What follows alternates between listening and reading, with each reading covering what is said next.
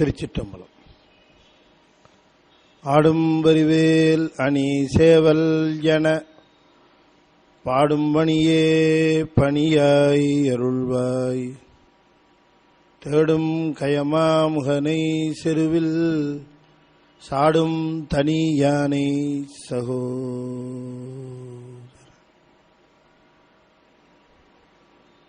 திருச்சிற்றம்பலம். சக்கரவர்த்தி தவராச யோகி எனும் மிக்க திருமூலன் அருள் மேவுநாள் என்னாலும் திருச்சிட்டம். அண்ட சராசரங்களுக்கெல்லாம் அதிபதியாக விளங்கக்கூடிய முருகப்பெருமானுடைய ஒப்பற்ற கருணையினாலே அருள்மிகு கமல விநாயகர் சத் சங்கமும் புலசை திருநெறி கழகமும் இணைந்து மிகச்சிறப்பாக நிகழ்த்தி வருகின்ற திருமூலர் திருமந்திர தொடர் சிந்தனையிலே இன்றைய தினம் இரண்டாம் தந்திரத்திலே பதிவலி வீரட்டம் 8 என்கிற பகுதியினை தொடர்ந்து சிந்திப்பதற்கு திருவருள் கூட்டியிருக்கிறது.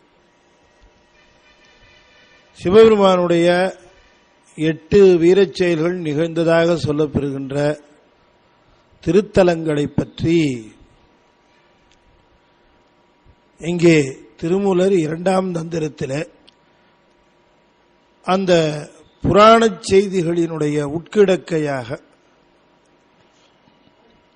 நாம் தெரிந்து கொள்ள வேண்டுவது என்ன என்பது பற்றி மிக அற்புதமாக விவரித்த பகுதிதான் இந்த இரண்டாம் தந்திரத்திலே முதல் பகுதியாக விளங்குகிறது. புராணங்கள் நீதிகளை விரித்து கூறுகின்ற பாங்கு, அதனுடைய உட்கிடக்கையாக சொல்லப்பெறுகின்ற செய்தியை நாம் அறிந்து அதனால் நாம் பெற வேண்டிய பயன் யாது என்று உணர்ந்து கொள்வதுதான் புராணத்தினுடைய நோக்கமாக அமைந்திருக்கிறது. 8 வீரச் செயல்களை பற்றி கூறுகிற பொழுது சிவபெருமான் செய்த அந்த 8 வீரச் செயல்களும் நிகழ்ந்ததாக சொல்லப்பெறுகிற தலங்கள் முழுவதும் தமிழகத்திற்குள்ளேயே அமைந்து கிடக்கின்றன என்ற செய்தியை நாம் சென்ற முறை சிந்தித்தோம். அப்படி இந்த தலங்கள் எல்லாம் இங்கே அமைந்து கிடக்கிற பாங்கை பார்க்கிற பொழுது, இந்த தலங்களை நாம் சென்று தரிசிக்கிற பொழுது அந்த செய்திகளை நாம் உணர்ந்து பெருமானை வணங்க வேண்டும் என்பதுதான் நோக்கம். திருக்கோயிலுக்கு சென்று மூர்த்தத்தை வழிபடுகின்ற பொழுது நம்முடைய அறிவு, நம்முடைய மனம், நம்முடைய உடல் மூன்றும் ஒரே நேர்கோட்டு பாதையிலே அமைந்திருக்க வேண்டும். இந்த சிந்தனைக்கு இன்னும் ஒரு பெயர் உண்டு, உணர்வு என்று ஒரு பெயரும் உண்டு. உணர்வு, அந்த உணர்விலே ஒடுங்கி கிடக்கின்ற உள்ளம், அதை தன்னகத்தே கொண்டிருக்கக்கூடிய உடல், இது அப்படியே ஒரே நேர்கோட்டு பாதையில் இருக்கணும். உள்ளம் ஒரு இடத்திலே இருக்கிற பொழுது உணர்வு சரியாக பதியாது. உடலுக்கு உரிய செய்கைகளாக கரங்களை உச்சியின் மேலே குவித்தல் வேண்டும், கண்களை திறந்திருத்தல் வேண்டும், மெய்யிலே திருநீர் அணிந்திருத்தல் வேண்டும்.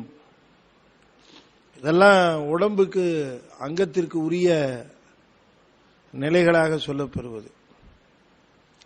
இவைகளையெல்லாம் செய்துள்ளாம். அடையாளங்களை அணிந்து கொள்ளலாம். ஆனால் இதோடு சேர்ந்து இந்த உள்ளம் என்று சொல்லக்கூடிய அந்த மனமானது நிற்க வேண்டும். பிறகு அதற்கு மேலாக அறிவு அல்லது உணர்வு என்று சொல்லக்கூடிய ஒன்று இணைந்திருக்க வேண்டும். இந்த மூன்றுமே இணைகிற பொழுது ஆன்மாவிற்கு நினைத்த பலன் கிடைக்கிறது.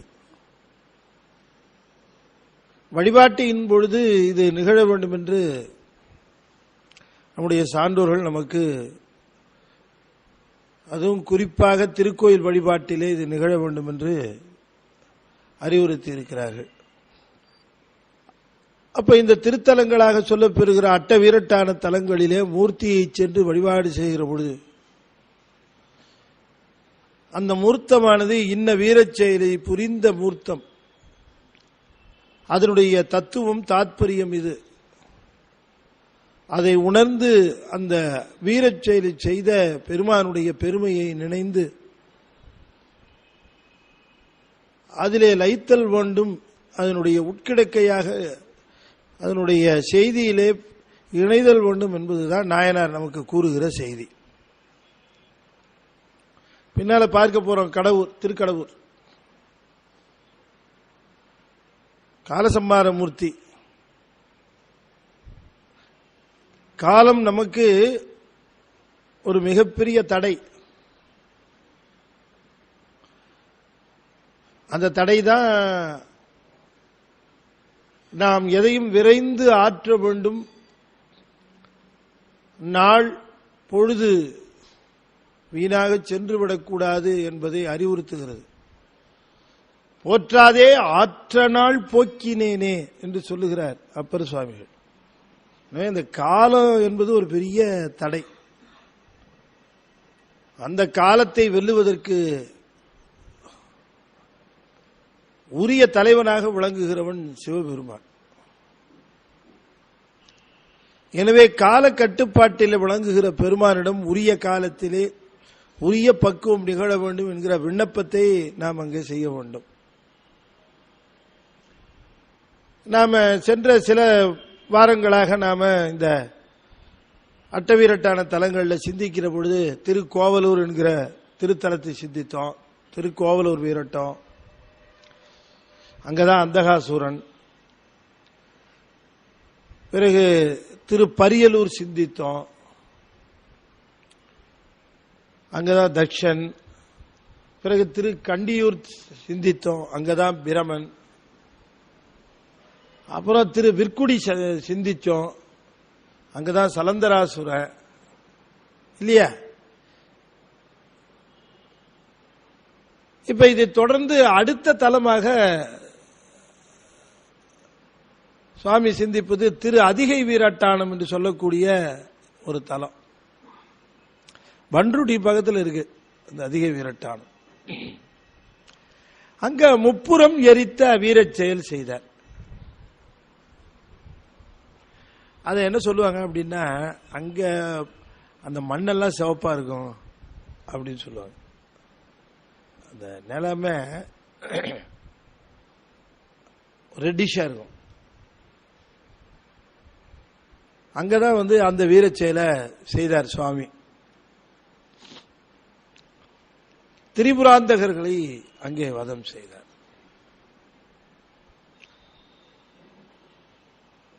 கமலாட்சகன், தாரகா, வித்யுன்மாலி அப்படின்னு 3 பேர். 3 பேரும் சிவபெருமானை நோக்கி தவம் செய்து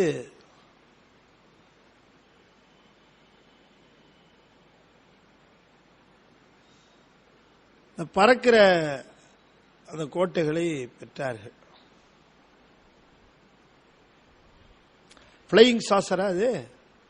ஆமா, அப்பவே வாங்கியிருக்கான் பாருங்க. இப்பதான் இவன் சொல்றான் அங்க இருந்து இங்க வருது, இங்க இருந்து அங்க வருதுன்னு. அப்பவே பாருங்க அது பறக்கும். இரும்பு, வெள்ளி, பொன் என்று சொல்லக்கூடிய 3 கோட்டைகள், 3 அசுரர்கள். இந்த 3 கோட்டையும் பெற்றது யாரிடமிருந்து என்று சொன்னால் சிவபெருமானிடமிருந்து தான் பெற்றார்கள், தவம் இருந்து பெற்றார்கள். ஏரோப்ளைனுக்கும் ஹெலிகாப்டருக்கும் இருக்கக்கூடிய மிகப்பெரிய ஒரு வேற்றுமை என்ன அப்படின்னா, இந்த பிளைட் எல்லாம், ஏரோப்ளைன் பிளைட் எல்லாம் இட் நீட்ஸ் எ ரன்வே. அது இமிடியேட்டா டக்குன்னு லேண்ட் பண்ண முடியாது. அது it has to go a distance to take off. அது கொஞ்சம் தூரம் ஓடி அப்புறம் எடுத்துட்டு, அதே போல இறங்குற செய்யும் டக்குன்னு ஆனா ஹெலிகாப்டர் அப்படி இல்லை, நின்ன இடத்துல இருந்து மேலே கிளம்பும், மேலே கிளம்பணும், எந்த இடத்துல இறங்கணுமோ அந்த இடத்துல அப்படியே இறங்கிக்கும். அதுக்கு பேடு தான் வேணும், இது ஹெலிபேட்னு சொல்லுவாங்க. இல்லைன்னா அது இறங்குற இடம் ஹெலிபேட் ஆகிடும், அவ்வளோதான். வேற என்ன, அது வயக்காட்டில் அப்படியே இறங்கிடுவா டக்குன்னு. இந்த கோட்டைகள்லாம் இருக்கு பாருங்க, இதெல்லாம் ஹெலிகாப்டர் பிரின்சிபிள். எங்க எழுந்திரிக்கணுமோ அப்படியே எழுந்திரிக்கும், எங்க உட்காரணுமோ அப்படியே உட்காரும். அந்த மாதிரி பாருங்க அப்பவே டிசைனு. புஷ்ப விமானம்னு ஒரு இது, அது கொஞ்சம் அப்படியே போய் எழுந்திரி மேலே போகும். இது அப்படி இல்லை, இது கோட்டை அப்படியே மேலே எழுந்திரிக்கும், எழுந்திரிச்சு அப்படியே போகும். எங்க இறங்கணும்னு நினைக்கிறோம் அங்கே இறங்கும். அப்ப இங்க கீழே மக்கள் இருக்கிறார்களே, குடி இருக்கிறதே, நிலம் இருக்கிறதே, உயிரினங்கள் இருக்கிறதே என்றெல்லாம் பாராமல் தாங்கள் எங்க இறங்க வேண்டும் என்று எண்ணுகிறார்களோ அங்கே இறங்கிடுவாங்க இல்லையா? கோட்டைக்கு போனாலே என்ன செய்யணும்னு நினைக்கிறாங்களோ அதை செஞ்சிருவாங்க. அவங்கள யார் தடுக்க முடியும்? ஏன்னா அவங்க கோட்டையில் இருக்காங்க. கோட்டை விட்டவங்க வெளியிலிருந்து பார்த்துக்கிட்டே இருக்க வேண்டியதுதான். சொல்லனாத துயரம் எய்தினார்கள். எல்லாரும் போய் யார்கிட்ட போய் சொல்றது? அவர்கிட்ட தான் போய் சொல்லணும். சாமி, இந்த மாதிரி 3 பேரும் ரொம்ப படாத பாடுபடுத்துறாங்க, நீங்க எங்களை காப்பாற்றுங்க சாமி. அவர் சொன்னாரா, 3 பேரும் சிவபக்தர்களா இருக்கிறாங்க, சிவனடியார்களை நான் ஒன்றும் டைரக்டா டீல் பண்றது இல்லை அப்படின்னு விட்டாராம். என்ன பண்றதுன்னு உங்களுக்கு தெரியல. உங்களுக்கு ஒரு தத்துவம் சொல்றேன் நான். பக்குவம் நிறைந்தவர்களிடம் பக்குவம் குறைந்தவர்கள்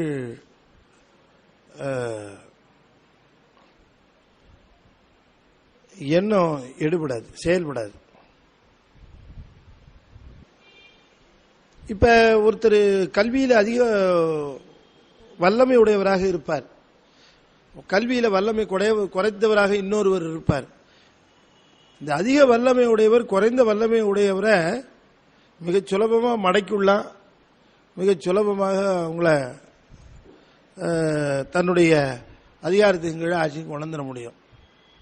ஆனால் இந்த கல்வி அறிவோ அல்லது மற்ற தகுதியோ குறைந்தவர்களாக இருக்கிறவர்கள் பக்குவத்தில் அதிகமாக இருப்பார்களே, ஆனால் என்ன கல்வி அறிவும் வேலை செய்யாது. அவங்க முன்னாடி போன உடனே இப்படி மிகுந்த பலவான் வாலிக்கு முன்னாடி போனால் பாதி பலம் அங்கே போயிருமோ, அது போல எவ்வளவு கல்வி அறிவு இருந்தாலும் கூட, மற்ற அறிவு இருந்தாலும், சிவஞானமும் சிவானுபவமும் பெற்றவர்கள் முன்பாக போகிற பொழுது இது எடுபடாது. அவருடைய ஞானம் மடங்கி போகும். அதுதான் உண்மை. இவர்கள்லாம் அந்த தவத்தில் வலிமையுடையவர்களாக இருந்தார்கள். தவ வலிமையுடையவர்களாக இருக்கிறவர்கள் அனுபவிக்கிற காலம் வரைக்கும் அந்த தவத்தினுடைய வலிமையை அனுபவிச்சு தான் தீக்கணும். அதனால அனுபவிக்கிறாங்க.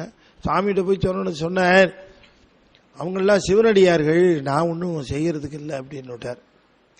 இவங்கெல்லாம் ஒரு முடிவு பண்ணாங்க, இவன் முதல்ல சிவனடியாராக இருக்கிறவனை மாற்றணும், அதுல இருந்து சிவனை வழிபடாதவனா செய்து விட்டா சுவாமி ஏதாவது பண்ணுவாருன்ட்டு அங்கே போய், நீங்க தான் எல்லாரும் எல்லா செல்வங்களும் எல்லா உயர்வும் பெற்று விட்டீர்களே, இனிமேலுமா நீங்கள் சிவனை வழிபாடு செய்யணும் அப்படின்னு யாரையோ ஒருத்தர் விட்டு தட்ட விட்டு, நீங்களே தலைவர்கள் அப்படின்னு திருமால்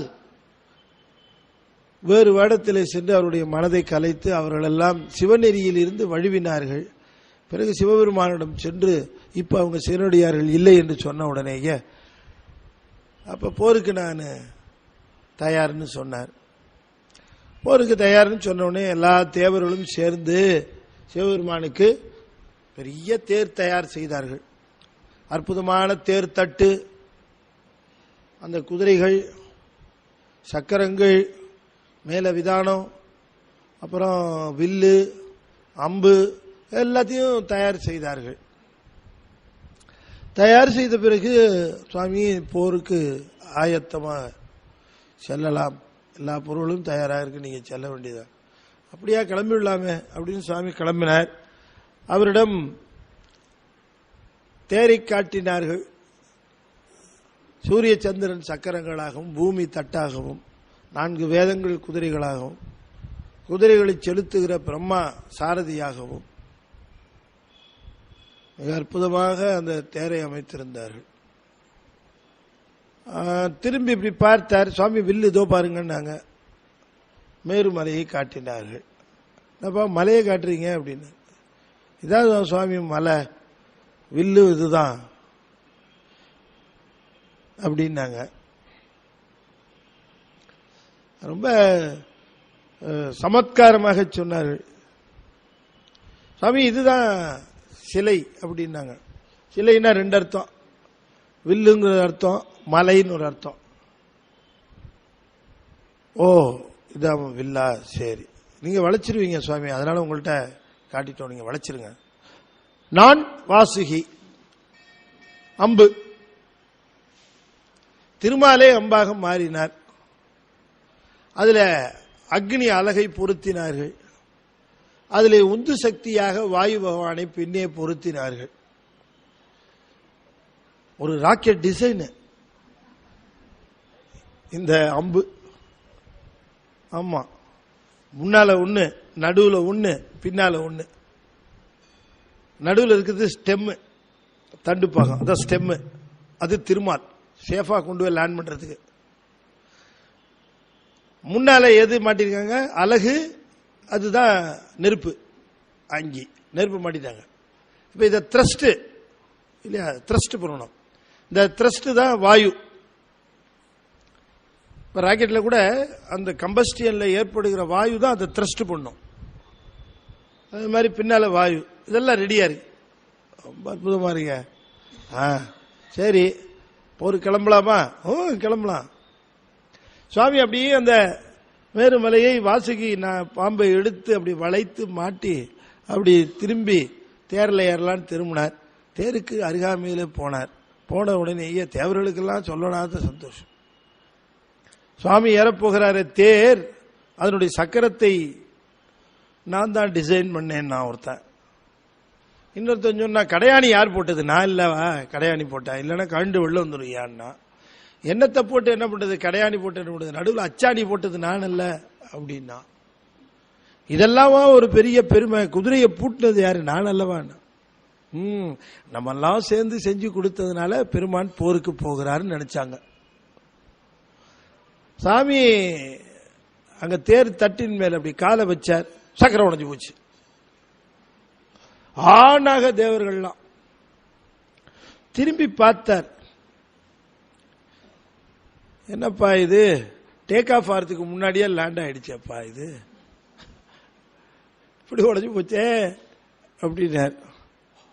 அத்தனை பேருக்கும் ஆணவம் அழிந்தது அந்த நொடியில. சாமி தவறு செய்தோம். ரொம்ப கவலையா கேட்டாரு திருமால். அப்ப சுவாமி போர் இல்லையான்னு கேட்டார். யார் சொன்னது போர் இல்லைன்னு? அப்படி அந்த திரிபுரங்களையும் பார்த்தார் சுவாமி, புன்னகைத்தார். அந்த நெற்றியில் இருந்து பொறி கிளம்பியது. அந்த பொறி 3 கோட்டைகளையும் சாம்பலாக்கியது. தேவர்களுக்கெல்லாம் சொல்லணாத சந்தோஷம். சாமி நமக்கு இவ்வளவு தூரம் வேலை கொடுத்தாரே, இதுக்கு முன்னாடியே சொல்லி இருக்கலாமே, எதை வச்சு அழிக்க போறேன்னு, இவ்வளவு தூரம் சிரமப்பட்டிருக்க வேண்டாமே என்று எண்ணினார்கள். அவருடைய ஆணவம் அழிஞ்சிருக்காது. மார்க் ட்வைன் ஒருத்தர் ரொம்ப சட்டையரா எழுதுவார். மார்க் ட்வைன், நீங்க அந்த எஸ்எல்சி இல்ல சில பாடெல்லாம் வச்சிருப்பாங்க, டாம் சாயர்னு, அதெல்லாம் அவர் எழுதுனதுதான் டாம் மார்க் ட்வைன். இங்க எழுதுறவங்களை விட நல்ல சட்டையரா எழுதுவார், நகைச்சுவையா எழுதுவார். அவர் ஒரு நாள் ரயில்வே ஸ்டேஷன்ல ஊருக்கு போறதுக்காக நின்றுட்டு இருந்தார். ஒரு நண்பர் ஒருத்தர் வந்தார். ஊருக்கு போறீங்களா? இங்கேயோ? ஆமா, நான் கூட போகணும், வாங்கலாம் போலான்னார். ஆனா என்கிட்ட காசு இல்லை, நீங்க கொஞ்சம் கடன் கொடுத்தீங்கன்னா நான் டிக்கெட் வாங்கிட்டு வந்துடுவேன், போலாம்னார். அவர் சொன்னார், என்கிட்டயும் காசு இல்லை, நான் என்ன பண்றது? சரி ஒண்ணு செய்யலாம், நான் ஏறி உட்காந்துக்குவேன், சீட்டு கீழே நீ படுத்துக்கோ, நான் காலை வச்சு மறைச்சிக்கிறேன், சீட்டு கீழே நீ யாருக்கும் தெரியாது. சரி அந்த ஐடியா அவருக்கு பிடிச்சிருந்தது வந்த நண்பருக்கு. அப்புறமா ட்ரெயின் வரதுக்காக வெயிட் பண்ணாங்க. கொஞ்சம் தண்ணி கொண்டா அப்படின்னார். போய் கொஞ்சம் தண்ணி கொஞ்சம் பிடிச்சி கொண்டு வந்தான். மார்க் ட்ரெயின் சாப்பிட்டார். உடனே ட்ரெயின் வந்தது, ஏறினாங்க. சொன்ன மாதிரியே கீழே அந்த சீட்டு கட்டியில் போய் ஒழிஞ்சிக்கிட்டார். மூட்டை பிடிச்ச எடுத்து உள்ளே வச்சுட்டு உட்கார்ந்தார். வண்டி போயிட்டே இருக்குது வேகமாக. செக்கிங் இன்ஸ்பெக்டர் வந்தார். வந்தாலும் மார்க் ட்ரெயின் கேட்டார், டிக்கெட் அப்படின்னார். இவர் என்ன பண்ணார், எடுத்து 2 டிக்கெட் கொடுத்தாரு. 2 டிக்கெட் கொடுத்தாரு. என்ன ஒரு டிக்கெட் தானே, இந்த கம்பார்ட்மெண்ட்டே யாரும் கிடையாது, எதுக்கு 2 டிக்கெட் கொடுக்குறீங்க? இல்லை, இன்னொருத்தர் கீழே படுத்திருக்கிறாரு, அவருக்கு ஒரு டிக்கெட்டு அப்படின்னார். அவர் ஏன் கீழே இருக்காருனார். அவர் என்ன அங்கதான் சௌரியமா இருக்குன்னு கீழே போய் படுத்திருக்கிறாரு அப்படின்னார். எப்படி இருக்கும் உள்ள இருக்கிறவருக்கு? பாதி தூரம் வரைக்கும் படுபாவி நம்மள சீட்டு கடியில படுக்க வச்சு கொண்டாந்து டிக்கெட் எடுத்து தண்ணி வாங்க போனார்ல, அப்ப டிக்கெட் எடுத்துட்டாரு. நம்மள சொல்லி இருந்தா சௌரியமா வந்திருப்போம்லன்னு. அது மாதிரி இவரே சிரிச்சே எரிச்சிருவேன்னு சொல்லியிருந்தா நாங்க இவ்வளவு கஷ்டப்பட்டு தேரையெல்லாம் கட்டியிருக்க மாட்டோமே இல்லையா? எது நம்முடையது என்று எண்ணுகிறோமோ அது சிவனுக்கு போய் சேராது. சிவனுக்கு அலங்காரம் பண்ணி இருக்கிற பொழுது, பெரிய மாலை எடுத்து அலங்காரம் பண்ணி இருக்கிற பொழுது, இதோ இந்த மொத்தமா மாலை ஒன்று போட்டிருக்காங்களே அது நம்ம உபயம் அப்படின்னா போச்சு, தீர்ந்தது அத்தோட. சுவாமிக்கு ஒரு வஸ்திரம் சாத்தி இருக்காங்களே அது நம்மளுது, போச்சு. எது நம்மளுதுங்கிறோமோ அது அவன்கிட்ட போய் சேராது. இதுதான் தத்துவம். அதுல ஆக எல்லாமே அவனுடையதுதான். நம்ம கருவியா பயன்படுத்தி அவன் ஆனந்தமாக அடியாரிடமிருந்து பெற்றுக் கொள்ளுகிறான் இல்லையா? எங்கே ஆணவம் இருக்கிறதோ அங்கே. தட்சன் என்ன நினைச்சா, அம்பாள் வேணும் எனக்கு திருமணம் பண்ணி கொடுங்கன்னு கேட்ட உடனேயே, அம்பாளை மகளா பிறக்கணும் திருமணம் பண்ணிக்கணும்னு கேட்ட உடனேயே சுவாமி அதுக்கு ஒப்புதல் தந்து அம்பாளை கொடுத்தார். தாட்சாயினியாக வளர்ந்தாள் அம்பாள். கல்யாணம் நாளைக்குன்னா இன்னைக்கு ராத்திரி சாமி போய் தூக்கிட்டு போயிட்டாரு. சொல்லனாத கோபம் யாருக்கு? தட்சனுக்கு. இப்படி பண்ணி விட்டார. நாளைக்கு காலையில் கல்யாணத்துக்குள்ள அதுக்குள்ள என்னைய அவசரம், இந்த ஆளுக்கு என்ன அவமானப்படுத்தணும்னே இப்படி கூட்டிட்டு போயிட்டாரு அப்படின்னு ஊரெல்லாம் போய் திருமால்கிட்ட, பிரம்மா கிட்ட, இந்திரங்கிட்ட எல்லாத்திலையும் புலம்புறான் இவன் போய். எல்லாருக்கும் உண்மையிலேயே என்ன நினைப்புன்னா, சாமி ஏன் இவ்வளவு அவசரப்பட்டாரு, பொண்ணை கொடுத்தாரு, சரி அவன் பொண்ணு கொடுக்குறேன் இருக்கான். நாளைக்கு காலையில் கல்யாணம் நடந்தவங்க முடிஞ்சு போனா அவங்ககிட்ட சண்டையும் கிடையாது, ஒன்றும் கிடையாது. ஆனா சுவாமி ஏன் அப்படி செய்தாருன்னு சுவாமிக்கு தான் தெரியும், தட்சனுக்கும் தெரியும். அடுத்த நாள் இவன் என்ன நினைச்சான், கல்யாணம் பண்ணி கொடுக்கிற பொழுது நம்ம தாரவாத்து கொடுப்போம், நம்ம கை மேல இருக்கும், சுவாமி கை கீழே இருக்கும். அவன் நினைச்சான் அத. எல்லா அண்டங்களுக்கும் கொடுத்து கொடுத்து நிறைந்த கையை இன்றைக்கு ஒரு நாள் என்னிடமிருந்து வாங்குவதற்கு கீழே இருக்கும், அதுக்கு மேல என் கை இருக்கும் நினைச்சான். தெரிஞ்சிருச்சு சாமிக்கு. இப்ப இமயவரம்பனும் பார்வதி அப்படித்தானே கொடுத்தான், அங்க வாங்கிக்கிட்டார. பார்வதியில நடக்கிற பொழுது இமயவரம்பன் மகளா பிறந்து அப்ப போய் திருமணம் பண்ணிக்கிறார் இல்லையா? அப்ப போய் திருமணம் பண்ணுகிற பொழுது கன்னியாதானம் கொடுத்தான். அவன் தாரவாத்து கொடுத்தோன்னு சுவாமி வாங்குறார். ஏன் வாங்கினாரு? அப்ப இமயவரம்பன் என்ன நினைச்சு கொடுக்கிறான், அவரோட பொருளை அவர்கிட்டயே கொடுக்கிறோம் நினைச்சு கொடுத்தான், அதனால வாங்கினார். எப்பவுமே சுவாமி நமக்கு கீழே நிற்பார். எப்ப நாம அன்பிலே உயர்ந்து இருக்கிற பொழுது அங்க போய் வாசல்ல நின்று கேட்பார், குடுன்னு கேட்பார். அப்படித்தானே அவரு அன்புக்கு மட்டும்தான் அடிபணிவார். எது இது என்னது இது என்னது என்று எண்ணுகிற பொழுது அது அவரிடம் சேருவதில்லை. அதனால இந்த தேவர்கள் எல்லாம் அப்பொழுதுதான் உணர்ந்தார்கள், ஆகா நாம ஒரு தவறு செய்துட்டோம், நம்மளுதுன்னு நினைச்சோம், அதெல்லாம் சிவனுக்கு சேரல. அது மட்டுமல்ல, ஒரு காரியத்தை நிறைவேற்றுவதற்கு சிவனுக்கு கருவி தேவையில்லை, சங்கல்பத்திலே செய்யலாம். நமக்கெல்லாம் கருவி தேவைப்படும், அவனுக்கு கருவி தேவைப்படாது. அவன் நினைத்த மாத்திரத்திலேயே எதையும் செய்ய வல்லமை உடையவனாக இருக்கிறான். அப்படிப்பட்ட பெரும்பொருளாக விளங்கக்கூடிய சிவனுக்கு தேரு, வில்லு, அம்பு இவைகளெல்லாம் தேவையில்லாத ஒன்று. அதைத்தான் செய்து காட்டினார் சுவாமி. தன்னுடைய புன்னகையினாலேயே அந்த திரிபுரங்களையும் அவர் துவம்சம் பண்ணுகிறார். இதுதான் புராணம். இப்ப நான் இது வரைக்கும் சொன்ன உங்களுக்கு புராணம். ஆக இந்த 3 பேரையும் இந்த திரிபுரத்தையும் எரித்தார் சுவாமி அப்படின்னு சொன்னார். இப்ப திருமூலர் பாட்டை பாருங்க. அப்பனி செஞ்சடை ஆதிபுராதனன்.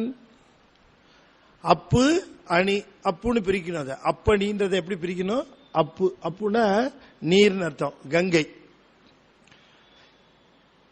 கங்கையை சடையிலே சூடியவன் சிவபெருமான். அப்பனி செஞ்சடை ஆதிபுராதனன், சிவந்த சடையில கங்கையை சூடியவனாக இருக்கக்கூடிய சிவபெருமான் ஆதிபுராதனன். முப்புறம் எரித்தனன், முப்புறம் எரித்தனன், 3 புறங்களையும் எரித்தான். இதுதான் புராணம். ஆனா அடுத்தது சொல்றாரு, சரி இப்படியே கரெக்டா சொல்லிட்டு வந்தாருன்னு பார்த்தா, முப்புறம் எரித்தனன் என்பர்கள் மூடர்கள். இதனை அது வம்பா இருக்கு. 15-20 நிமிஷமா நான் ஒரு புராணத்தை விவரிச்சா இவர் 1.5 வரியில சொல்லிவிட்டாரு. அப்பனி செஞ்சடை ஆதிபுராதனன் முப்புறம் எரித்தனன் என்பர்கள் மூடர்கள். அப்ப புராணத்தை சொல்லி 3 புறங்களையும் எரித்தான் என்று சொல்லி நிறுத்திக் கொள்வது மட்டுமே புராணத்தினுடைய நோக்கம் அல்ல. அப்ப புராணத்தினுடைய நோக்கம் என்ன அப்படின்னு சொன்னால், முதல்ல நமக்கு நாம பார்க்கும் பொழுது கூட ஒரு கருத்தினுடைய அடிப்படை உண்மை நாம தெரிந்து கொள்ள வேண்டும் என்று சொன்னால், கருத்து முதல்ல மனசுல பதியணும். அப்புறம் கருத்தினுடைய ஆழம், அதனுடைய பயன் அப்புறம் பதியும். முக்கியமான பாடல்களை எல்லாம் தேர்ந்தெடுத்து கொடுத்து நம்முடைய குழந்தைகளுக்கு தினமும் படிக்கிறபடி சொல்லிடணும். இந்த பாடல்களை படிக்கிற பொழுது அதுங்களுக்கு அர்த்தம் தெரியுதா தெரியலையா அப்படிங்கறத பத்தி எல்லாம் நம்ம கவலைப்படக்கூடாது. பாடல்களை படிக்கணும். இந்த பாடலை படிச்சு படிச்சு என்ன ஆகும், அந்த பாடல் மனசுல பாடல் பதிஞ்சு போகும். அப்படி பட்டனை தட்டினா ஆரம்பிச்சா முடிச்சிரும், அந்த பாட்டை டக்குன்னு ஆரம்பிச்சு அப்படி முடிச்சிரும். ஆனா நாளாக நாளாக நாளாக நாளாக பக்குவம் வர வர இந்த பாடலினுடைய உள்பொருள் என்ன என்பது பற்றி அந்த குழந்தைகளுக்கு தெரிய ஆரம்பிக்கும். அப்ப அது பயன் விளைவிக்கும். என்கிட்ட ரொம்ப பேர் சொல்றது உண்டு, ஐயா எனக்கு ஒரு 2 பாட்டு சொல்லலான்னு நினைக்கிறேங்க ஐயா, 2 பாட்டு கூட ஞாபகம் வர மாட்டேங்குது ஐயா சொல்றதுக்கு அப்படின்னு என்கிட்ட வருத்தப்படுறாங்க. அதுக்கு காரணம் என்ன அப்படின்னு சொன்னா, இந்த பாடல்களை ஆஃப் லேட் ஆரம்பிச்சோம்னா இது அவ்வளவு சுலபத்தில் நினைவுல நிற்காது.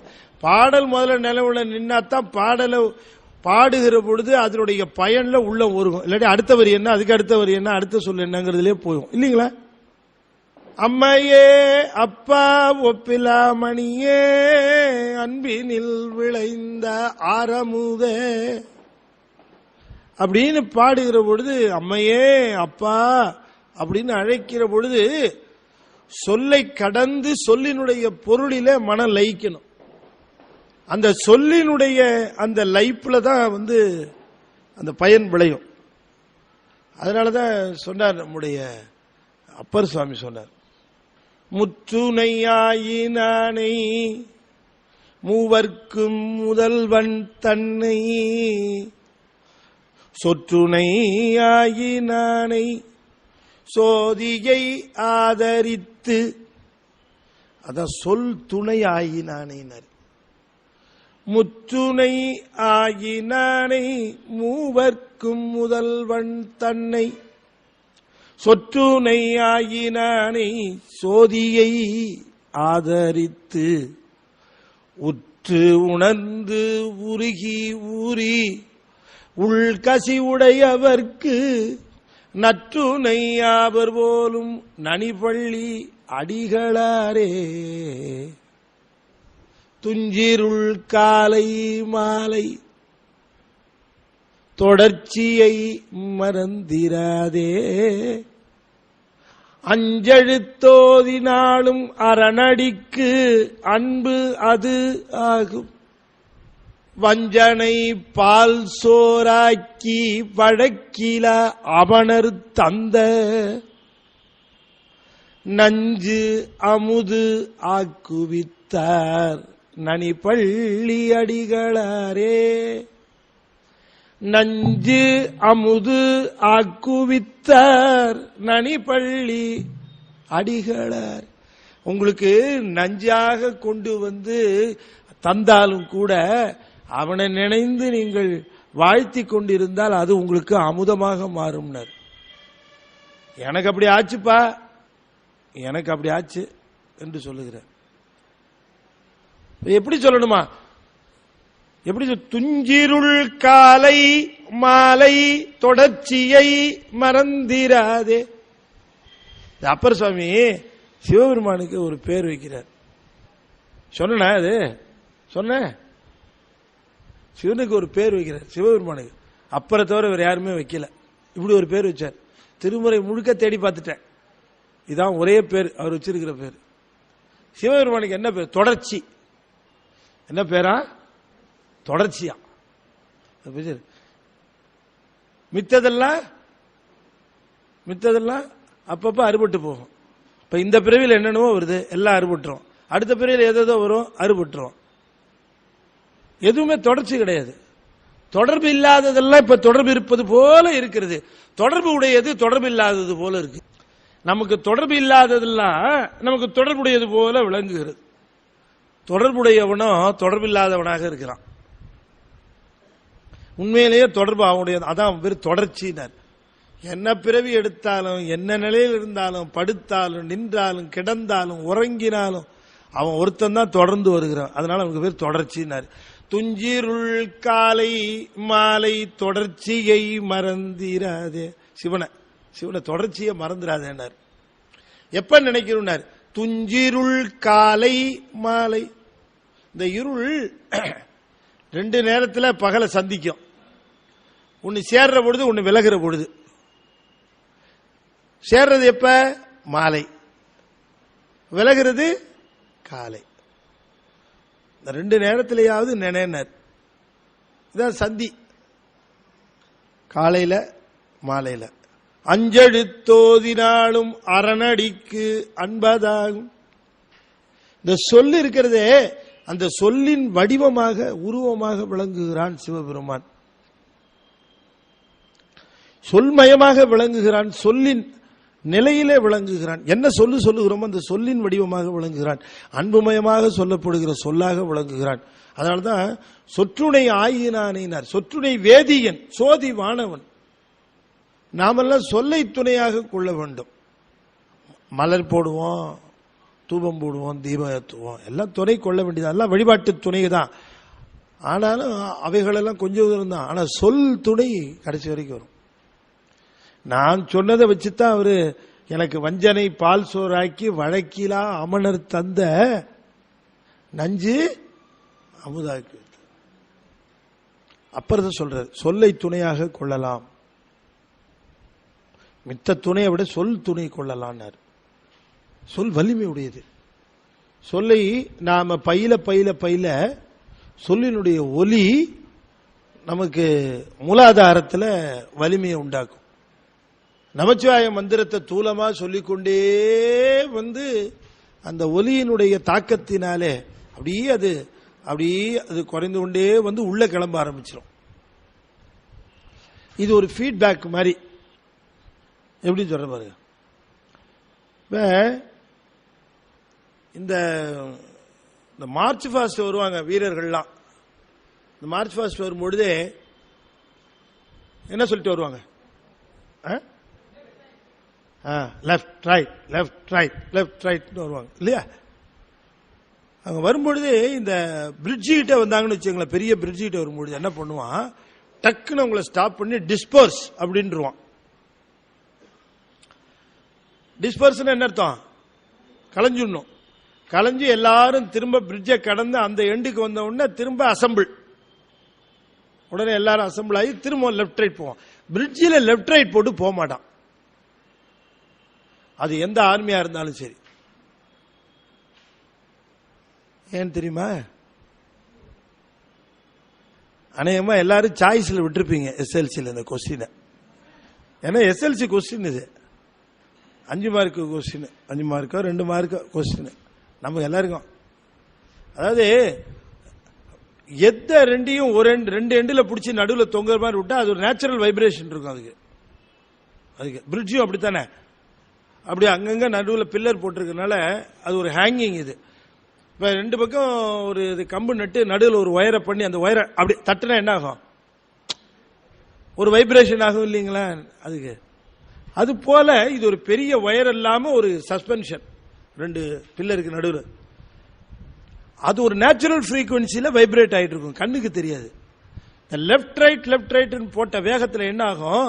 இது அந்த வைப்ரேஷனோட சேர்ந்ததுன்னா அது அக்யூமுலேட் ஆகி இப்படி ஆடுறது, இப்படி ஆட ஆரம்பிச்சு பிரிட்ஜு கொலாப்ஸ் ஆயிடும். இப்படி ஸ்டேஷனரியா இருக்கிறது போல தோண்டுகிற பிரிட்ஜு பார்த்தா அப்படி இருக்கிறது வைப்ரேட் ஆக ஆரம்பிச்சிடும். அந்த ரெவர்பரேஷன் லெப்ட் ரைட்னு ஒரு ஃப்ரீக்வன்சியில கரெக்டான ஃப்ரீக்வன்சியில பண்ணா அந்த ஃப்ரீக்வன்சியும் இந்த ஃப்ரீக்வன்சியும் அப்படியே ஒரு சமயத்தில் மேட்ச் ஆச்சுன்னா இது டக்குன்னு இப்படி ஆட ஆரம்பிச்சு அப்படியே மேலேங்களையும் போய் டமால் அடிச்சு. அதுக்காக அதை நேச்சுரல் ஃப்ரீக்வன்சியில ஆட விடக்கூடாதுன்னு அப்படின்னு நான் சொல்றேன். இப்ப பாருங்க, இந்த தத்துவம் நீங்க தெரிஞ்சதுன்னா இந்த நமச்சிவாய மந்திரத்தினுடைய ஒரு இது பாருங்க. நமச்சிவாய மந்திரத்தை நாம முதல்ல வாய் விட்டு சொல்றோம். வாய் விட்டு சொல்லுகிற பொழுது இந்த ஒலி பெருகும்.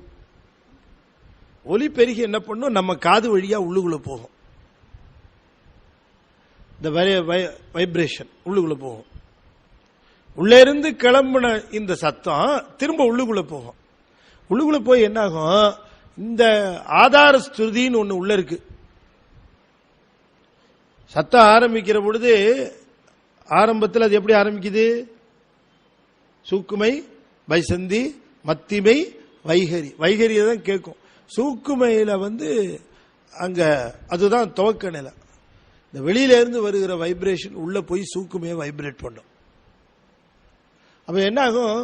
இந்த சத்தம் வெளியில போயிட்டு திரும்ப உள்ள போய் அதை வைப்ரேட் பண்ண உடனே வெளி சத்தம் நின்னாலும் உள்ள வைப்ரேட் ஆயிட்டு இருக்கும். இந்த வைப்ரேஷன் உள்ளுக்குள்ள இருக்கிற இந்த வைப்ரேஷன் மிகப்பெரிய ஆற்றலாக விளங்கும். அஞ்செழுத்துக்கு ரொம்ப பெரிய வலிமை இருக்கு. அந்த ஒலி சேர்க்கை இருக்க ந ம சி வ ய நம சிவய அப்படிங்கிற அந்த ஒலி சேர்க்கை இருக்க, அந்த ஒலி சேர்க்கைக்கு ஒரு பெரிய வல்லமை இருக்கு. அதைத்தான் திரும்ப திரும்ப அஞ்செழுத்து ஓதி நாளும் அரணடிக்கு அன்பதாகும். மந்திரம் இவை, மருந்திவை நேற்று பார்த்தோம் இல்லையா? அதெல்லாம் சொல்லுகிறேன். மற்ற எல்லாம் அவை, எல்லாமே அதுதான். அருந்துயர் கெடும், எல்லா துயரங்களும் நீங்கும். அப்படி இந்த சொல் வலிமையாக இருக்கக்கூடிய இந்த சொல்லை நாம பொருள் புரிந்தோ புரியாமலோ முதல்ல பயிற்று, அப்புறமா பொருள் புரிந்து கொள்ளுதல்.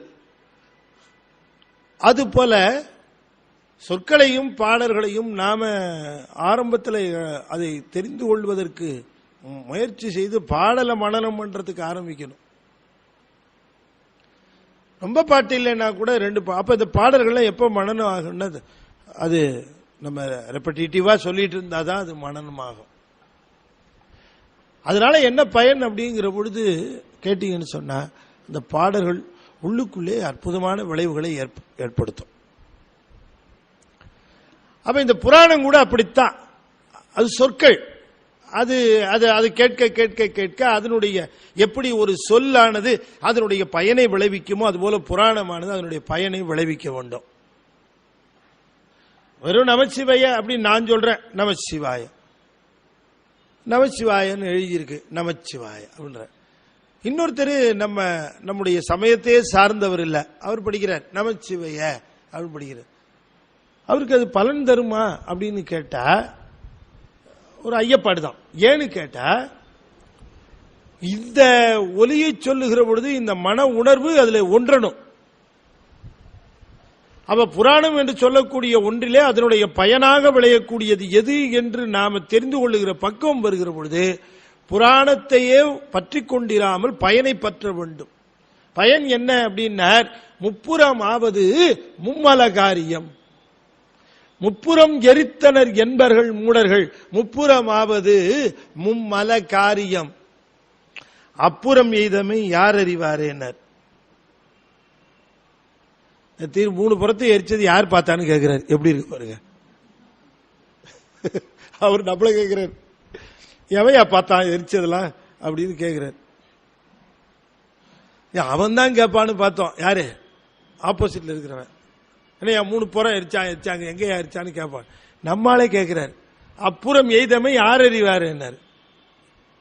என்ன விஷயம் தெரிஞ்சுக்க, சிவபெருமான் 3 மலங்களையும் எரிக்கவர். தேவர்கள் எல்லாம் துணை செய்வார்கள், ஆனா அவர்களால் ஒன்றும் பண்ண முடியாது. நம்முடைய 3 மலங்கள் இருக்கக்கூடிய ஆணவம், கண்மம், மாயை என்று சொல்லக்கூடிய மும்மலம். இதுல ஆணவம் என்பது இரும்பு கோட்டை, மாயை என்பது வெள்ளிக்கோட்டை, கண்மம் என்பது பொன் கோட்டை. இந்த 3 கோட்டைகளும் எப்படி சிவபெருமான் தன்னுடைய நகையினாலே எரித்தாரோ, சிவபெருமான் ஒருவரால்தான் அதை நீக்க முடியும். எனவே மல நீக்கம் மற்ற தெய்வங்களினாலே நிகழாது. மலம் நீக்கம் நிகழாமல் துன்ப நீக்கம் நிகழாது. அப்ப நமக்கு இந்த துன்பம் நீங்க வேண்டும் என்று சொன்னால், நாம் இந்த துன்பத்திலிருந்து விடுபட வேண்டும் என்று சொன்னால், நமக்கு என்னங்க அல்டிமேட்டா? நமக்கு என்ன வேணும்? நமக்கு என்ன வேணும்? என்னென்னவோ வேணும். என்ன வேணும்னா எனக்கு எங்கிருந்து சொல்றது? என்ன வேணும் நமக்கு? நம்முடைய வேண்டுவது என்ன அப்படின்னு கேட்டா, நமக்கு ஆனந்தம் வேணும். நமக்கு அதுதான் வேணும். நாம ஏதோ பொருளை எல்லாம் சொல்லிட்டு இருக்கிறோம். என்னவோ அது இருந்தா ஆனந்தம் இருக்குன்னு நம்ம நினைச்சு அசீவ் பண்ணிட்டு அதை சொல்றோம். ஆனாலும் ஆன்மா தேடுவது எதைன்னா ஆனந்தத்தை தான் தேடுகிறது. ஆனந்தம் நமக்கு வேணும், அவ்வளவுதான். ஆனந்தம் இருக்கிற ஆளை விட்டுட்டு மித்த ஆள்கிட்ட போய் ஆனந்தத்தை கேட்டுட்டு இருந்தா என்ன பிரயோஜனம்? ஆனந்தத்திற்கே உரியவர் சிவபெருமான். ஆனந்தம் தானே இது. நாம தான் தோழர் போதம் பார்த்துட்டோமே. ஆன்மா கடைசியில போய் அந்த ஆனந்தத்துல உள்ள போய் லயித்த பிறகு ஆனந்த தூயில், அதுக்கப்புறம் அதுக்கு ஒன்றும் தெரியாது. தான் ஆனந்த வடிவமாகவே திகழும். அதை தவிர அதுக்கு வேற ஒன்றும் வேண்டி இருக்காது. அது வேண்டி இருக்காது. ஆனால் அதை உணர்கிற வரைக்கும் அது அது அதன் மேல அதுக்கு நாட்டம் குறைவாக இருக்கும். உணர்ந்த பிறகுதான் நாட்டம் அதிகரிக்கும். நம்ம ஈடேற்ற வேண்டும் என்பதுதான் சிவபெருமானுடைய நோக்கம். நம்ம ஈடேற்றணும் எப்படியாது அப்படிங்கறத நோக்கம். ஈடேற்ற வேண்டும் என்று சொல்லுகிற பொழுது ஆன்மாக்கள் எல்லாம் ஒன்று போல இல்ல. ஒவ்வொன்றுக்கும் பக்குவம் வேற வேறையா இருக்கு இல்லையா? ஒவ்வொன்றும் பக்குவம் வேற வேறையா இருக்கு. அதனாலதான் அவனுக்கு விகிர்தன் ஒரு பேரு. யாருக்கு? சிவபெருமானுக்கு. சிவபெருமானுக்கே விகிர்தன் பேரு. சிவன் ஒருவனுக்குத்தான் விகிர்தன் பேரு. விகிர்தன்னா பல்வேறு வேடங்களை கொள்கின்றவன் அர்த்தம். வேடனா வருவான், வலைஞனா வருவான், அப்புறம் தத்துவ ஞானியா வருவான், ஆச்சாரியரா வருவான், எப்படி வேணா வருவான். மீன் பிடிக்கணும், எப்படி பிடிக்கிறது மீனை? அவனை கேட்கிறேன், வலையை போட்டு. இப்ப என்கிட்ட வலையெல்லாம் இல்லை, நான் போய் தனியா பிடிக்கணும், என்ன பண்றது? என்னது? தூண்டில். தூண்டில் போட்டு பிடிக்க தெரியுமில்ல? ஒரு தூண்டில் போட்டு ஒரு மீன் பிடிக்கலாம். பெரிய மீன் பிடிக்கணும் தூண்டில் போட்ட வேலைக்கு ஆகுமா? பெரிய மீனை பிடிக்கிறதுக்கு வலை போட்டு பிடிக்கணும் பெரிய மீனை. சின்ன மீனை தூண்டில போட்டு பிடிக்கலாம்.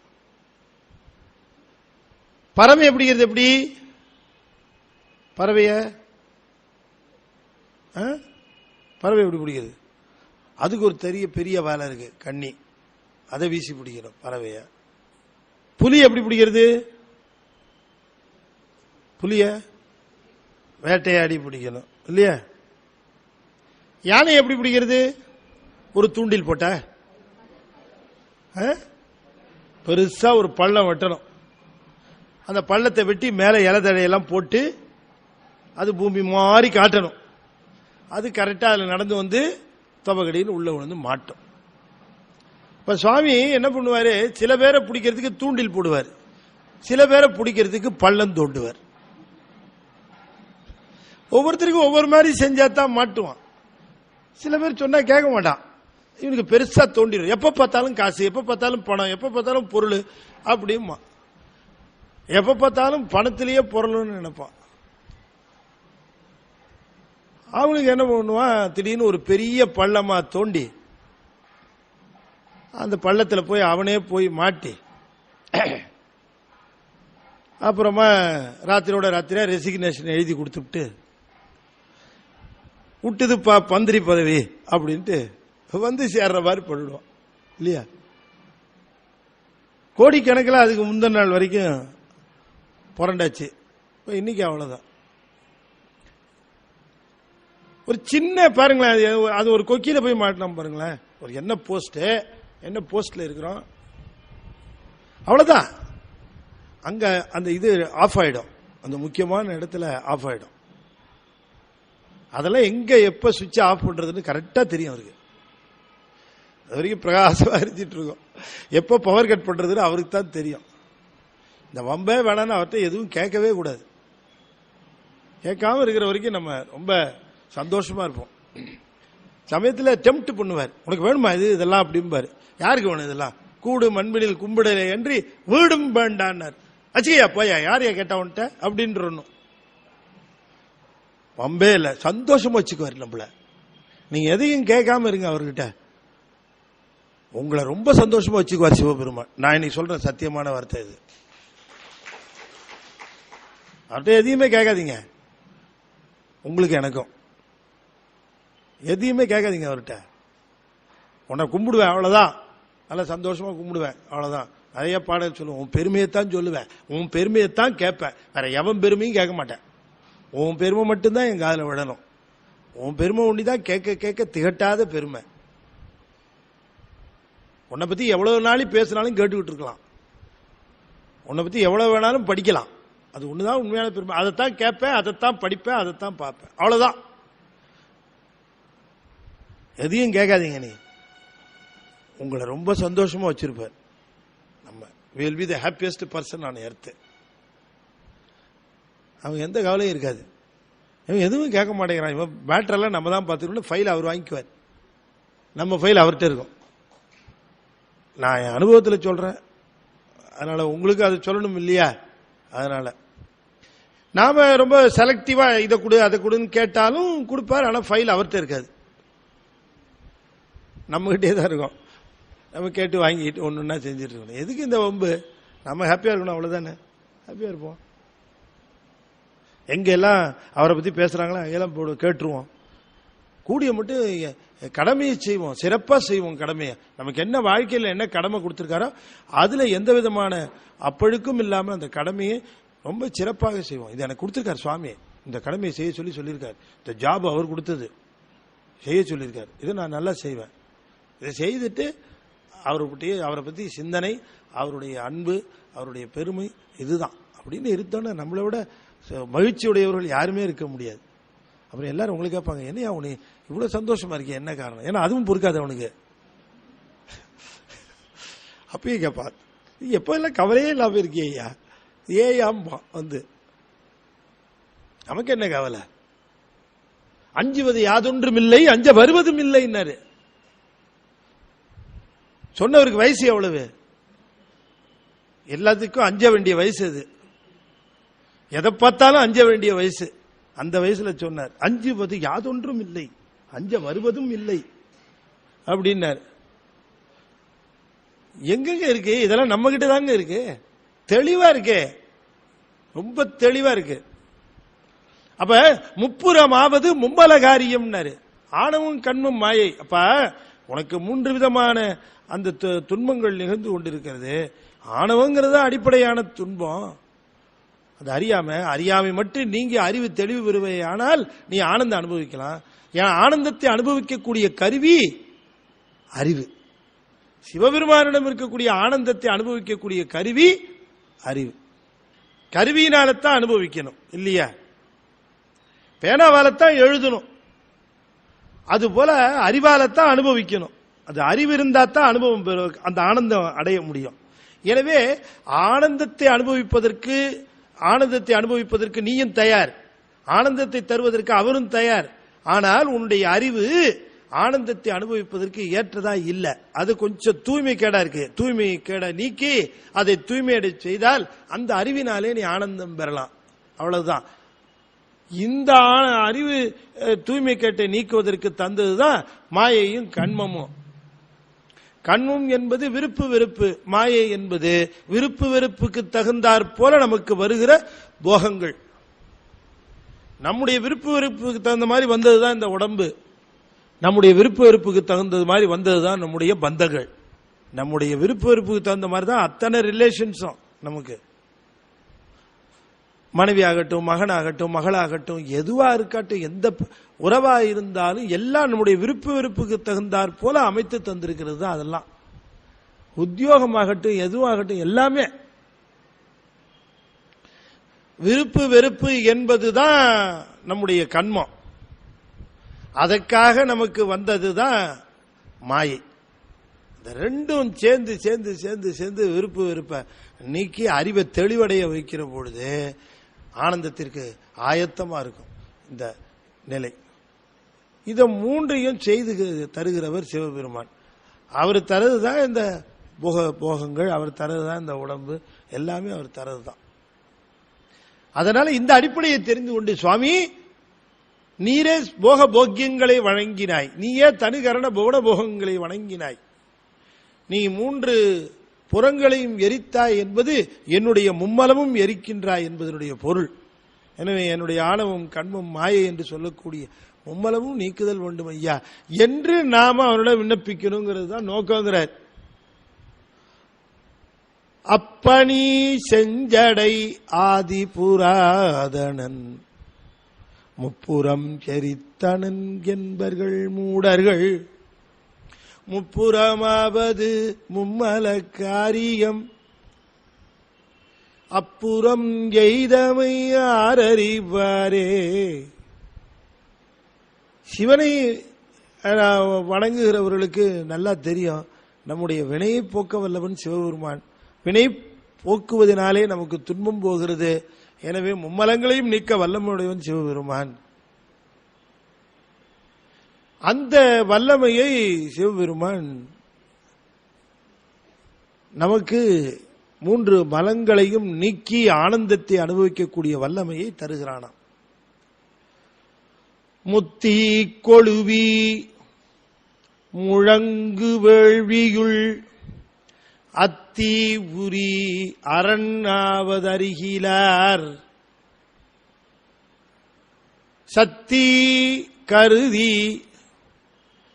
என்ன சக்தி? தம்முடைய வல்லமையை சக்தி கருதிய தாம் வானவர் அத்தியில் எழுந்தன்று கொன்று. அதே இந்த அடுத்த வரலாறை சொல்லுகிற பொழுது சுவாமி அடுத்த வீரட்டானம் போறார். அதை சொல்லுகிற பொழுது சொல்லுகிறார், இந்த கயாசுரன் ஒரு அசுரன்,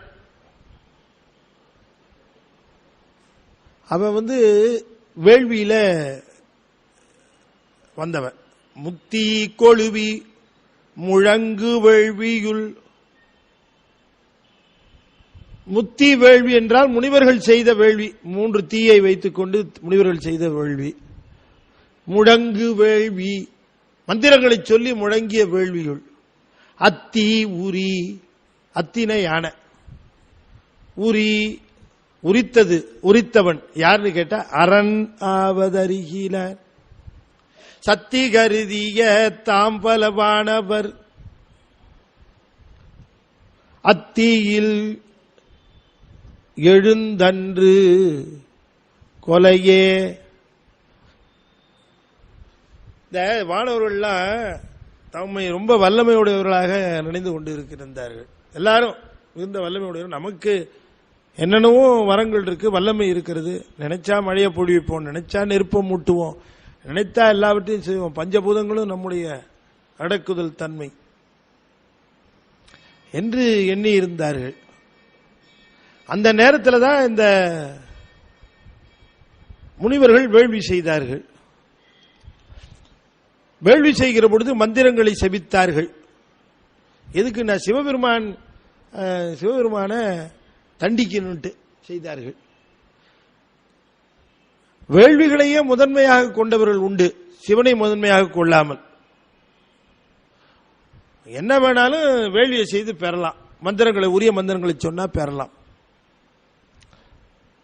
இப்ப 2 நெறி உண்டு. இந்த வேத நெறியும் சைவ நெறியும் அடிப்படை எப்படின்னு பார்த்துக்கணும். வேத நெறியும் சைவ நெறியும் எப்படின்னு கேட்டா, உலகம் முழுவதும் பஞ்சபூதங்களினுடைய ஆட்சி என்று அறிந்து அந்த பஞ்சபூதங்களுக்குரிய அதிதெய்வர்கள் மூலமாக பஞ்சபூதங்களை ஆட்சி கொண்டு வருவது, இதுதான் வேத நெறி. ஆனா சைவ நெறி எப்படின்னா, உலகப் பொருள்கள் முழுவதும் பஞ்ச கலைகளிலே அடக்கும். 5 கலை: நிவர்த்தி கலை, பிரதிஷ்டா கலை, வித்யா கலை, சாந்தி கலை, சாந்தி அதீத கலை, 5 கலைகளிலே அடக்கம் என்று வழிபாட்டிலே அத்தனையும் தன்னுடைய கட்டுக்குள் கொண்டு வருவது, இது சைவ நெறி. இப்ப பூதங்களை வழிபாடு செய்வார்கள் அவர்கள். வருணன, அக்னிய, நெருப்புக்கு அதிதேவதை அக்னி, வாயு, இந்த அதிதேவர்களை வழிபாடு செய்து. அப்ப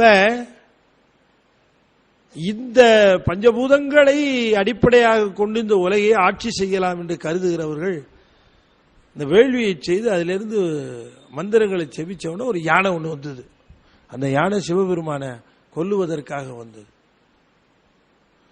இந்த யானையை உரித்தார் சுவாமி. அதான் வழுவூர் வீரட்டானம். வழுவூர் மட்டும் நம்முடைய திருமுறையில நேரடியாக பாடல் பெறல, மித்ததெல்லாம் பாடல் இருக்கு. இப்ப வழுவூர்ல பாத்தீங்கன்னு சொன்னா திருவாரூர் பக்கத்துல தான் அந்த ஊரும். அந்த மூலவர் கஜசம்மார மூர்த்தி. இந்த யானைய அப்படி சென்டர்ல ரிப்பு ஓபன் பண்ண மாதிரி, ஜிப்பு ஓபன் பண்ண மாதிரி போட்டு உள்ள இருக்கிறதெல்லாம் வாரி அடிச்சு தூக்கி போட்டு அதை நல்ல நீட்டா ஓரத்தை சரசம் இந்த புடவையை கிழிச்சா ஓரம் அடிப்பாங்க. அது மாதிரி இந்த இதுக்கும் ஓரம் அடிச்சு பிளாங்கெட் மாதிரி போட்டார் சுவாமி. கைலாயத்தில் ஏற்கனவே ரொம்ப தப்பாமல் கொல்லும் யானையின் உரி போல. யானைத்தோலை போத்துனா மறுவினாடி யாரா இருந்தாலும் காலி. விஷம் கூட கொல்றதுக்கு டைம் ஆகும். யானைத்தோல் மறுவினாடியே கொண்டுடுவோம் ஆளை போத்துனா. யானைத்தோல் அவ்வளவு விஷமா. சிவ சிந்தாமணியில வருது, தப்பாமற் கொல்லும் யானையின் உரி போலன்னார். அவன் எதிரிகளை கொல்லுவான். எப்படின்னா, எப்படி தப்பாமல் ஒரு யானையின் தோலானது கொல்லுமோ அதுபோல அவன் கொல்லுவான்னு சிவ சிந்தாமணி. அந்த யானை தோல் எடுத்து நம்மால் போத்துறார். இவருக்கு தான் இந்த மாதிரி கொல்ற சமாச்சாரம் தான் இவருக்கு ரொம்ப விசேஷமாச்சா. விஷத்தை குடிப்பார், புலித்தோலை போத்துவார், யானைத்தோலை போத்துவார், இல்லையா பாம்பை மேல விட்டுக்குவார். அந்த யானையின் தோல் நமக்கு எது இப்ப கூட இந்த திருமருகல்ல பாத்தீங்கன்னு சொன்னா அந்த வாழை தான், அது அங்கதான் அந்த தலைவிருட்சம் வாழை. ஆனா அந்த வாழைப்பழம் நம்ம சாப்பிட முடியாது, அது விஷம். படையல்ல வச்சுட்டு எடுத்துட்டு போயிடுவாங்க. சுவாமிக்கு தான் அது. திருக்கடவுர்ல சுவாமிக்கு அபிஷேகத்துக்கு கடவுர் மயானத்திலிருந்து வரும். அது தண்ணி விஷம், அது தீர்த்தம் வாங்கி சாப்பிட முடியாது, அது அவருக்கு மட்டும்தான். எதெல்லாம் விஷமோ அதை மிகச்சரியா அவற்றை கொண்டு சேர்த்துருவோம் நம்ம. சுவாமி அவருக்கு சரியா வரும் சார், இது அவருக்கு சரியா வரும், கொடுத்துடலாம் அப்படின்னு. யானை தோலை எடுத்து போத்தலாம். உண்மையை அஞ்சிட்டு நடுங்கினா முருகன் எடுத்து ஒரு ஓரமா பிடிச்சிக்கிட்டாலாம். சாமி தோலை உரிக்கிற பொழுது அந்த யானை பேரொழியாக விளங்கினார். கந்தபுராணத்தில் ரொம்ப அற்புதமா அதை சொல்லுவார். யானை வேற ஒன்றும் இல்லை, அதாவது யானையை இந்த பஞ்சேந்திரியங்களாக இருக்கக்கூடிய 5 பொறிகளுக்கும் உதாரணமாக சொல்வார். ஐங்கரனை ஒத்த மனம் அருணகிரிநாதர் சொல்லுவார். ஐம்பூலம் அகற்றி வளர். அந்த ஐங்கரனை ஒத்தங்கிறது யானையை ஒத்த காரணம், யானைக்கு இருக்க 4 காலு ஒரு துதிக்க போல இந்த 5 கருவிகள், யானை. 5 பொறிகளையும் நம்மால ஆள்வதை காட்டிலும் சிவபெருமான்கிட்ட ஒப்படைச்சோம்னா தோலை உரிச்சு போட்ட மாதிரி தோலை உரிச்சுட்டு வரோம். ரொம்ப பேர் சொல்லத்தான் கேள்வி, தோலை உரிச்ச ஒரே ஆள் சிவபெருமான் தான், வேற யாரும் உரிச்சத சரித்திர கதை கூட கிடையாது, புராணம் கூட கிடையாது. அன்னையிலேருந்து எத்தனை பேர் சொல்லிட்டு தான் இருக்கான், தோலை உரிச்சிருவேன் தோலை உரிச்சிருவேன். அவர் செஞ்சதை இவங்க சொல்றான் போல இருக்கு, இப்பதான் புரியுது. இந்த தேவர்கள்லாம் நாங்களே வல்லமை உடையவர்கள், நாங்களே வல்லமை உடையவர்கள். யானை வந்த பொழுது அவர்களால் ஒண்ணுமே செய்ய முடியல, அத்தனை பேரையும் கொன்று மிதித்து கொன்று விட்டதான். கொலையே கொலை உண்டதேன்னு அது முடிக்கணும். அதை உண்ட கொலை உண்டனர், இந்த கொலையும் தானே முடிஞ்சிருக்கு. என்ன முடிஞ்சிருக்கு? கொலையே. அந்த கொலையே உண்டனர், கொலை உண்டனர், எழுந்தன்று கொலை உண்டனர். என்னைக்கு? சக்தி கருதிய தாம்பலவானவர், தம்முடைய சக்தியையே பெரிதாக கருதிய வானவர்கள் எல்லாரும் அத்தீயில், அந்த வேள்விச்சாலையில், அத்தீயில்னா வேள்விச்சாலையில், அந்த தீ எழுந்த வேள்விச்சாலையில் அன்று கொலையே உண்டனர். அன்னைக்கு கொலை உண்டனர். ஆனால் சிவபெருமான் ஒருவன் தான் நின்று அந்த யானையை தோலை உரிச்சான். இத்தனை பேரும் அதை பார்த்தார்கள். பார்த்த பிறகும் கூடவா இவர்களுக்கு தெரியல முழுமுதற் பொருள் சிவபெருமான் ஒருவனே, அவனை போய் மற்ற தேவர்களோடு ஒருவனாக வைத்து எண்ணலாமா அப்படின்னு கேட்கிறார். அதைத்தான் கேட்கிறார். அத்தி உரி அரண்ணாவது அருகிலாருன்னாரு. யானையை உரித்த சிவபெருமான் ஒருவன் தான். அது என்ன பொருள் அப்படின்னு கேட்டா, யானையை உரித்தவன் சிவபெருமான் ஒருவன் தான், எனவே சிவனே முழுமுதற் பொருள் என்று இவர்களுக்கு ஏன் தெரியவில்லை கேட்டா என்ன பொருள்னா, ஆணவ மலத்தை நீக்க வல்லமை உடையவன் சிவன் ஒருவன் தான், வேற யாராலையும் முடியாது. திருமாலுக்கே ஆணவம் உண்டு. என்ன திருமாலுக்கே? சதாசிவருக்கே உண்டு ஆணவம், எல்லாருக்கும் உண்டு, சிவன் ஒருவனுக்குத்தான் தெரியுது. அதனாலதான் அவனை மாணிக்க வாசகர் சொல்லுகிற பொழுது தன் பெருமை தானறியா தன்மையாளன்னாரு இல்லையா? என்னோட பெருமை எனக்கு தெரிய ஆரம்பிக்கிற பொழுது எனக்கு என்ன ஆணவம் போகலன்னு அர்த்தம். நான் யாருன்னு கேட்டா எனக்கு முடிக்கணும், நான் யாருன்னு சொல்ல தெரியாது, அப்படி இருந்தா ஆணவம் இல்லைன்னு அர்த்தம். நீங்கள் யார் அப்படின்னு கேட்டா, நான் சோவன்சோ, எனக்கு பேருக்கு பின்னாடி இந்த டிகிரிலாம் இருக்கு, நான் செய்த சாதனைகள் அப்படின்னு சொல்லி ஒன்னொன்னா ஆரம்பிச்சு ஏண்டா கேட்டோன்னு ஒரு நிலைமைக்கு வருகிற அளவுக்கும் நம்முடைய பெருமையெல்லாம் சொல்லி தீர்த்து, இன்னும் கொஞ்சம் டயர் இருந்ததுன்னா சொல்லுங்க, நான் இன்னும் என்னை பத்தியெல்லாம் சொல்ல வேண்டி இருக்குன்னா அவன் அட்ரஸுக்கு ஓடிடுவான் போய். அது மாதிரி அந்த அளவுக்கு சொல்றதுக்கு நம்மகிட்ட சரக்கு இருக்கு நம்மளை பத்தி இல்லையா? ஆனா நான் யாருன்னு கேட்டா எனக்கு நான் யார், என் உள்ளமார், என் ஞானங்களார், என்னை யார் அறிவார்னு கேட்கிறார். வானோர் பிரான் ஆண்டிலனேல் என்னை யார் அறிவார், நானார், என் உள்ளமார், என் ஞானங்களார். யாரு தெரியுது? இன்னும் நான் யாருன்னு கேட்டா என் பேர் சொல்ல தெரியுதே, சிவகுமார் அப்படின்னு சொல்றனே. என்ன படிச்சிருக்கீங்கன்னு கேட்டா முழ நிலத்துக்கு சொல்றனே. எல்லாம் இது என்னன்னா, இதெல்லாம் தான் என்கிற நான் என்கிற அந்த எண்ணத்தினுடைய பிரதிபலிப்பு தானே. அப்ப இந்த ஆணவம் இல்லாத ஒருவர் தான், அந்த ஆணவத்தினுடைய சாயல் கொஞ்சம் கூட கிடையாது. யாவையும் சூனியம் சத்தெதிர், ஆதலால் சத்தே அறியாதுன்னார்.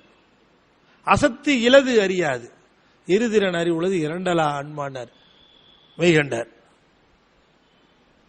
யாவையும் சூனியம் சத்து எதிர். சிவம் உலகப் பொருளை அறியாது, சிவம் உலகப் பொருளை அறியாது. ஏன்? ஒளி இருளை அறியாது. அது தெரிஞ்சுக்கலான்னு வந்தா அதுக்கு முன்னாடி இது நிக்காத. இருளை பத்தி தெரிஞ்சுக்கலான்னு ஒளிக்கு ரொம்ப விருப்பம். என்னவோ சொல்றாங்களே அதை பத்தி, அப்படி இருக்கும் இப்படி இருக்கணும், என்னதான் தெரிஞ்சுக்கோமே அப்படின்னு ஒளி கிளம்பி வந்தா இருளை பத்தி தெரிஞ்சுக்க முடியுமா?